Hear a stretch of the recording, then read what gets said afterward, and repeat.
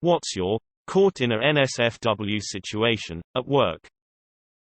I used to work in a call center for a major satellite TV provider. Other than the usual perv that would call to be gross, we had one dude who would call and just make us read off porno titles. What do y'all have? Backdoor sluts 9, busty blondes 2, etc. All the while he would just beat his meat to ladies reading the names of dirty movies. We used to get this too, until we set up the dirty line. The dirty line was specifically for those requests. They would be transferred to Dave. Dave was gruff and Scottish. They didn't stay on the line. My old married wife and kids boss had a ton of nudes on the work computer of mostly other women and occasionally himself. They were labeled mundane things like Maloney job site. Somehow he synced his personal email to the work one and I discovered he was picking up men on Craigslist. Email subject lines like "suck my cock daddy" are hard to ignore. He was such a miserable, nasty, explosively angry person and went viral for a funny house selling video.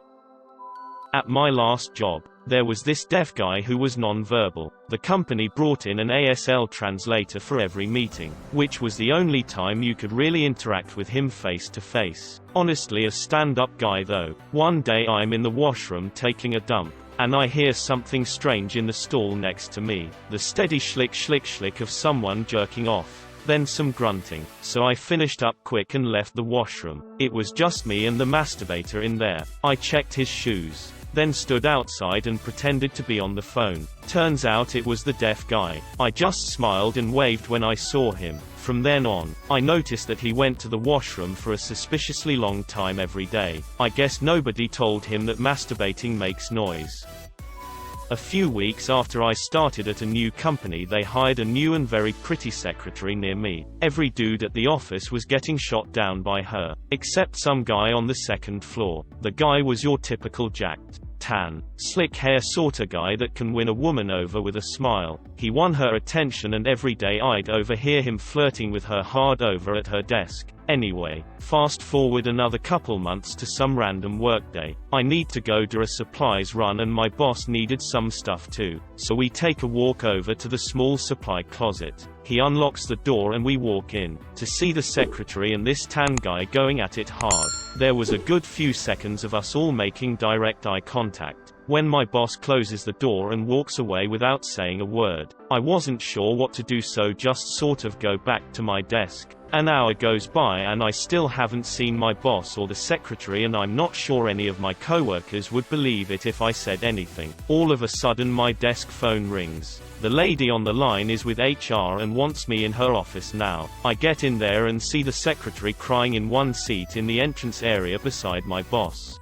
who is pale as a ghost. In an office a few feet away, the tan dude is having a screaming match with the HR woman. When I walk in, a similar moment occurred to the storage closet and everyone froze and locked eyes. HR woman comes out of her office and has the tan dude go into her coworker's office while she invites me in to talk. All of a sudden, when I'm in the office with the HR lady, she starts breaking down crying. I mean sobbing and snotting everywhere. Unsure what to say, or do I ask if she's okay? She apologizes and then tells me that the tan guy is her husband. I have no idea what to do, so just kept saying it'll be okay over and over. First thing that popped into my head. After a few minutes of her crying, she straightens herself out, has me confirm what my boss said happened, then told me I was good to go back to my desk. A bit later my boss comes to my desk and tells me we're going to lunch. The moment we're in his car, he lets out this huge sigh and blankly says, "I had no idea they were married." Both the husband and secretary were fired and the boss and I chuckled about the incident forever. I believe the HR woman ended up getting remarried, and total gossip. So who can tell if it's true the secretary had given the tan guy herpes? What a ride. Not quite caught, and not quite NSFW, but at work, comfy on the bowl, pooping and reading. I finish up, reach for the toilet paper, and my back completely goes out on me. It felt like somebody kicked me in the spine and I couldn't move. It took me an hour to be able to move enough to wipe and get my pants up. Another hour to hobble into my boss's office to tell her where I had been, that I was in agony, and that I needed to go to the doctor. I ended up getting prescribed a month of physical therapy and therapeutic massages to get over that tragic wiping incident.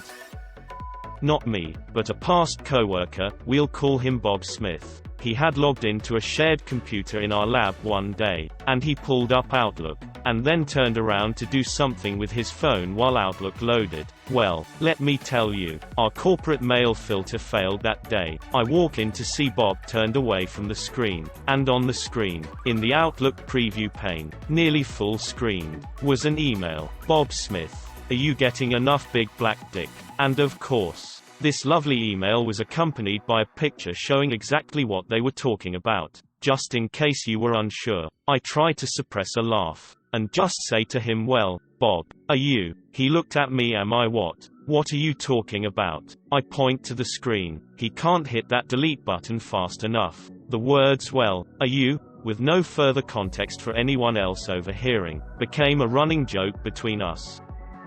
I caught a couple of married coworkers going at it in the parking lot. They're married, just not to each other.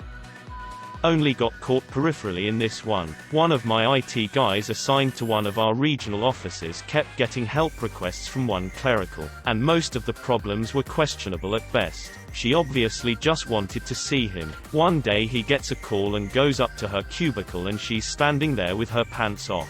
He backed out of that, put her on his do not respond list until things could get straightened out, and then called me for help since nothing he had done was working. Since she wasn't my employee, I picked up the phone and called the regional director. The initial contact was something like, "Hi, regional first name basis. You know, I've always supported casual Fridays, but don't you think no pants Fridays are a little too much?"